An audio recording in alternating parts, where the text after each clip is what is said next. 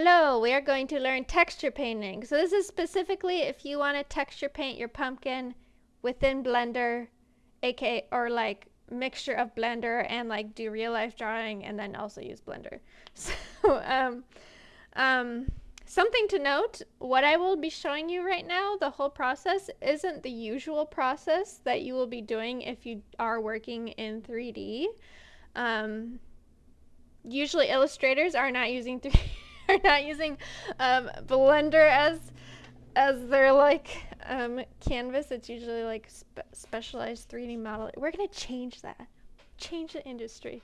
So usually there's like a different, more intensive process of making the UV, which we'll be doing, and a completely different way of doing materials. But we're gonna do the UV the kind of shortcut way because we didn't really have time to do it the intensive way.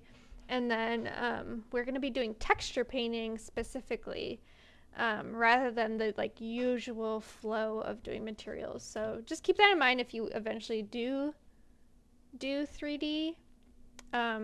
If you end up doing materials a completely different way than what I'm teaching you, right now is not the usual way, but it's a fun opportunity since we are illustration folk to use this, because there actually isn't much content out there about using this method, because like I said, it's usually 3D folk that are specialized in this rather than illustration folk. So first thing we're going to do is apply our mirror modifier. I did the mirror modifier in the previous tutorial if you do not have that on your pumpkin. I'm literally just going to hit that drop down and hit apply. I'm going to keep my subdivision though. I'm not going to apply that. We'll always keep it there. We're going to enter a new viewport. It's going to be the UV editing workspace. So we've always been in layout. We're going to choose UV editing. You should have your pumpkin on the right and then a flat plane on the left.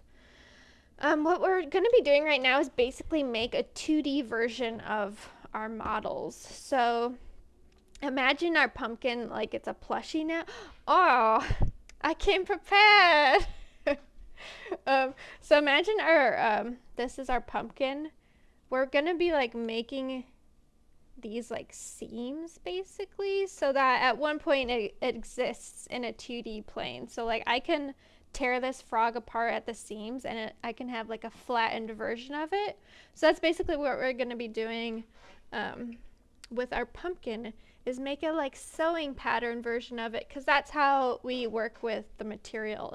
It's like 2D and it's applied to a 3D object. The chick's name is Massacre, after the egg industry. Massacre. Okay. So again, usually you're going to be specifying where these seams will be going, but we're going to use Blender's like kind of like cheat way it does. It usually does not do the best job, so there will be minor issues that probably come up with it, but we'll just ignore it. So if your material is kind of glitchy, that's probably why. So what we're gonna do, you should be in edit mode. It should have automatically brought up edit mode for your pumpkin. So what we're gonna do is just hit A for all select, U, new hotkey, U for unwrap, but we're gonna do Smart UV Project. So this is Blender's like built-in do its best version of this. So Smart UV Project, and then the only thing I'm gonna change is island margin to 0.01, and then just hit OK. 0.01. And then you should see on the left side, it's like sewing pattern version of itself. So let's do that really quick with all the other objects. I just have to change to object mode between selecting each one. So now I can hit tab, click on my leg, hit tab to open up edit mode. Then I can hit A for all, U to have access to that Smart UV project. It should already be set to 0.01. And then I hit OK. This one you can kind of see like there's its leg. Yay. And then do that again. AU Smart UV Project. Okay. AU Smart UG. Okay. Beautiful. And now I'm going to click on my pumpkin again, and now we're going to start the actual texture painting part. Usually that UV part like takes a lot longer than that. We're just cheesing it. So have your pumpkin selected in object mode, and now we're going to go to a new workspace. This one's called texture painting. So again, usually materials, you'd be going to shading, but we're going to texture painting. And your pumpkin should be hot pinky, purpley. Depending on whichever object you have selected, that's the object that's like automatically opened within texture paint mode. If you have the wrong object selected, you can go to that top left where usually you can toggle between object and edit mode, and you can choose object mode, click on the object you want, and then pull it down to texture paint mode. So we're kind of be changing between object mode and texture paint if you need to change objects. Okay, so once we have our pumpkin,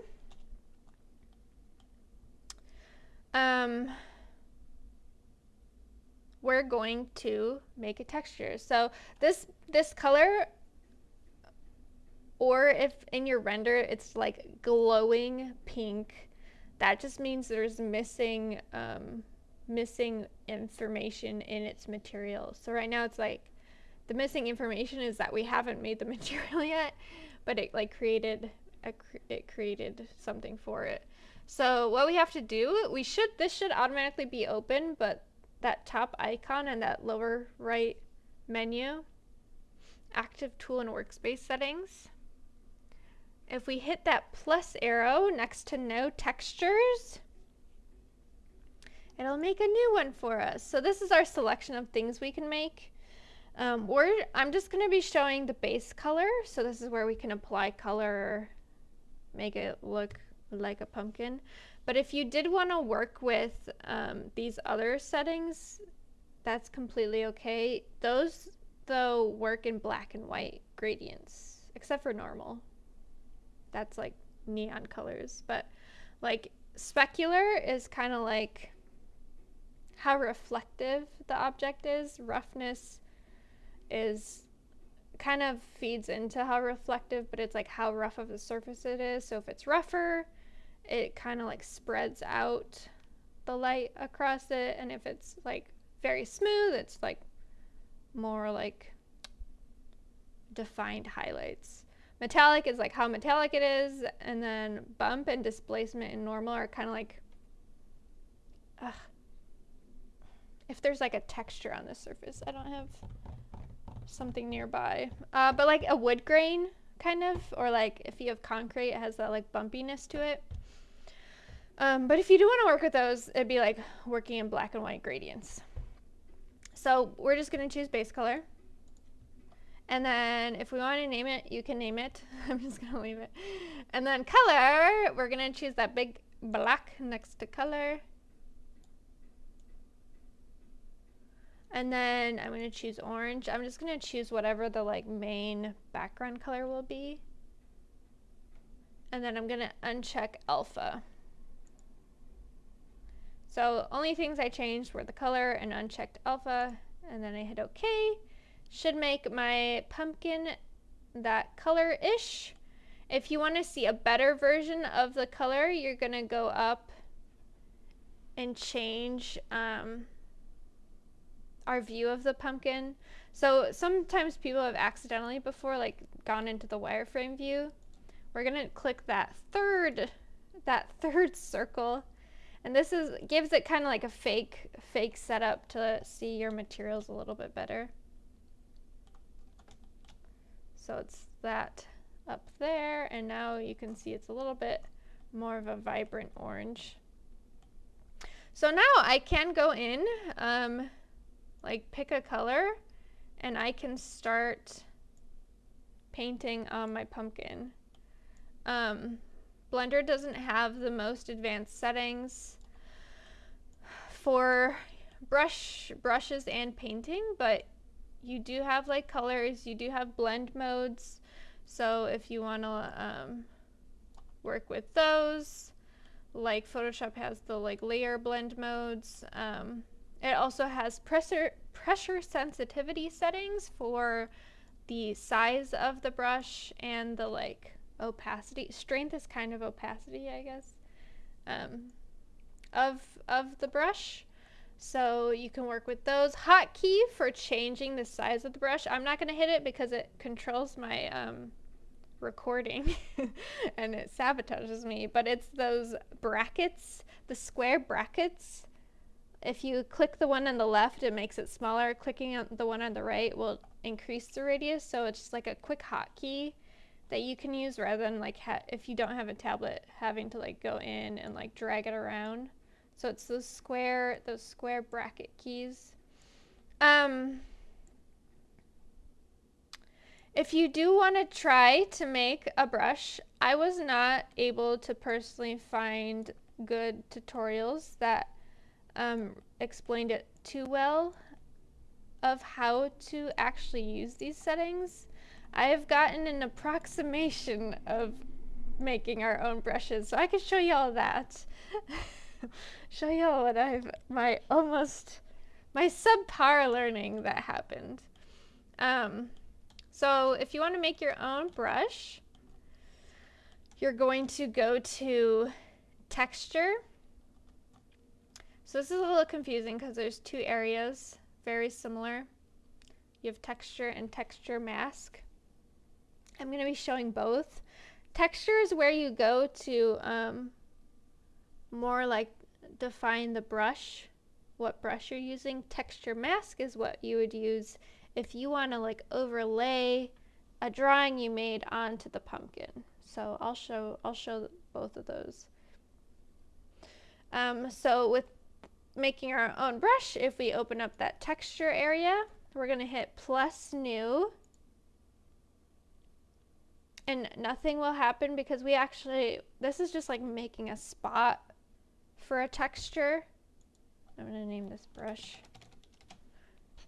We're opening up a spot, but for this and both texture mask, to actually import something, you have to go to texture properties. So it's that little checkerboard pattern. So once I made a spot, I can click on that. It should automatically open it up. But if you don't see it, you can click on that little drop down checkerboard and find your texture or whichever spot you made for it. And then we can hit open. I already have a brush prepped.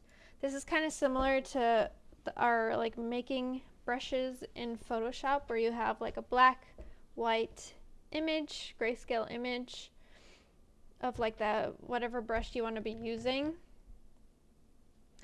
I'm using this out. So right now, if I brushed right now, it's gonna paint on the like black and white, but because I have an alpha map, so alpha maps are like the black and white grayscale, where basically depending on what's black and what's white, it like says what's see-through and what actually should be painted on. So if I hit calculate, you can see now it's just painting on that outline and not the black background. If your brush is black and the background's white, you can do the invert. But once I have that selected, right now it's like painting spots on the pumpkin. To change that setting, you're going to go back up to your active toolkit settings, and this mapping area, that's how you define like how you're going to be using this. So tiled is what it's doing right now. If we do view plane, it's going to like be placed down how we're looking.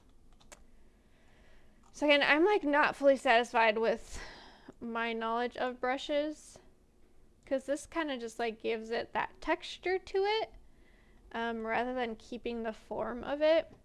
You can keep working more with how your brush works within the stroke area. You can like work with spacing, add a jitter. So this right now it's a straight line. If we added a jitter to it, it'll kind of like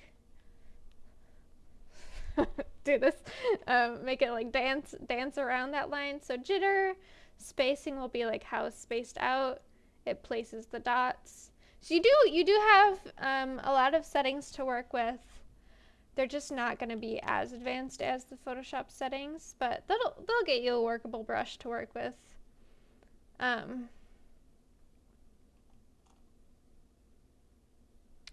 So now for if you want to like overlay an image on your pumpkin,